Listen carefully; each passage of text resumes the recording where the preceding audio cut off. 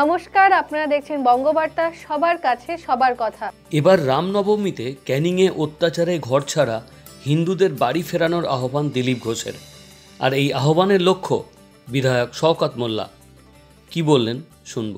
শওকত মোল্লা যদি এত দম থাকে, আগে যাক নওদাতে, যাক মুর্শিদাবাদে যেখানে হিন্দুদের বাড়িঘর ভাঙা হয়েছে, পোড়ানো হয়েছে, যাক মোথাবাড়িতে যেখানে হিন্দুদের গ্রাম উজাড় করে দেওয়া হয়েছে, থানা ভাঙা হয়েছে, ওখানে গিয়ে শান্তি মিছিল করো আর মুসলিম ভাইদের বোঝাও যে ধর্মনিরপেক্ষতা একার জন্য নয়, হিন্দুদের জন্য, তোমাদের জন্য আছে।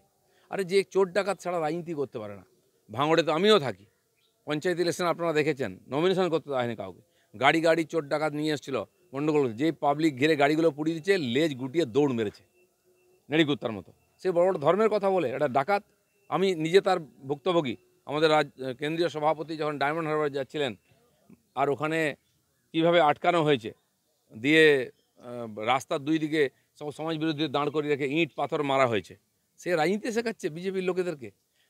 ভাই, আতিক মোহাম্মদ একটা হয় না ভারতবর্ষে, অনেক হয়। সময়টা আসতে দাও, সব দেখবে। ভুলে যাও না আতিক মোহাম্মদের কথা। রামনবমী তো বিশ্বের সব জায়গায় হতে পারে, রাম সর্বত্র সবার।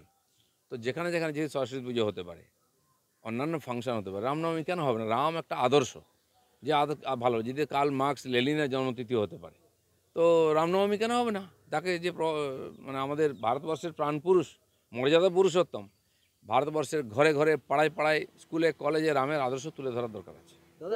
Bureau report, Bangabarta.